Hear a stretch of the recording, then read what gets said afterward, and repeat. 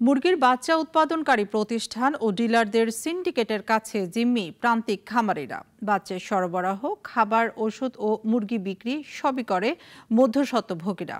কত দামে বিক্রি হচ্ছে তাৎক্ষণিকভাবে তাও জানতে পারেন না খামারি। এতে মুরগি পালনে আগ্রহ হারাচ্ছেন গাজীপুরের অনেকেই। মোহাম্মদ আলামিনের প্রতিবেদন, জানাচ্ছেন জয়ন্ত কর্মকার।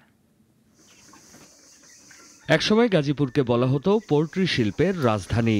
নানা কারণে জেলাটিতে কমছে মুরগির খামার। যারা টিকে আছেন তারাও জিম্মি হ্যাচারি ও ডিলার সিন্ডিকেটের কাছে। একদিনের বাচ্চা সরবরাহ থেকে শুরু করে খাদ্য, ওষুধ, মাংস বিক্রি সবই করতে হয় ডিলারদের মাধ্যমে।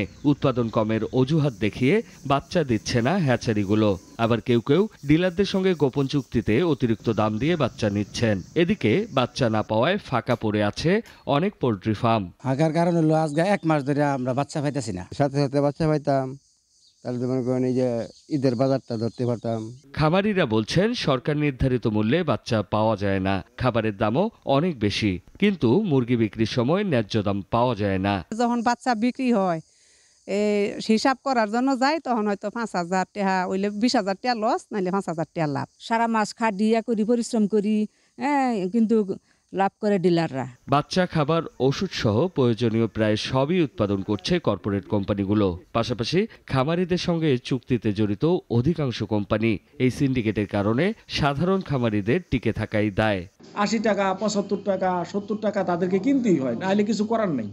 সিন্ডিকেট, কিছু করার নাই, কিনতেই হয়। আর নাহলে বলে বাচ্চা নাই, আবার বেশি দাম দিলে বলে বাচ্চা আছে। প্রাণী সম্পদ অফিস বলছে খামারিদের ন্যায্য মূল্য নিশ্চিতে কাজ করছে তারা। যে সিদ্ধান্ত রয়েছে এই সিদ্ধান্ত অনুযায়ী আমরা কাজ করছি, যে এর বাইরে এর বেশি দামে যদি কেউ বিক্রি করে, তাহলে আমরা এই প্রাণী সম্পদের আমাদের এই যে দপ্তর থেকে আমরা তার বিরুদ্ধে দেখা গেল যে ব্যবস্থা নেব আর কি। সংশ্লিষ্টরা বলছেন কর্পোরেটের আগ্রাসন থেকে প্রান্তিক খামারিদের বাঁচাতে হবে, প্রয়োজন সরকারি পদক্ষেপ।